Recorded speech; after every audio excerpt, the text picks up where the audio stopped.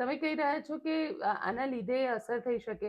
વિશ્વમાં એની કેટલી ઇમ્પેક્ટ આવશે? વિશ્વની અંદર જે અત્યારે પરિસ્થિતિ ચાલી રહી છે, યુદ્ધની સ્થિતિ, આ વર્ષમાં એવું કહેવાય છે કે આ સૂર્યનું વર્ષ છે અને સૂર્યના વર્ષની અંદર વધારે તકલીફ થશે.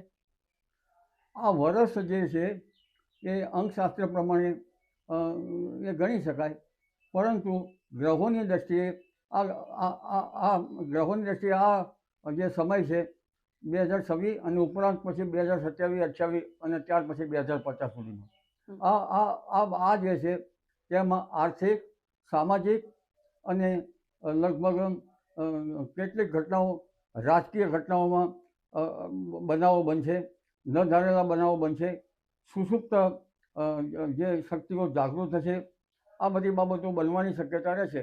એટલે અર્થકારણ હોય કે રાજકારણ હોય અથવા તો લગભગ જે જાહેર કાર્યક્રમો હોય અને જે હાઇડન પ્રવૃત્તિ હોય તેના ઉપર આ ગ્રહોની અસર વધારે થઈ શકે ગોપીબેન.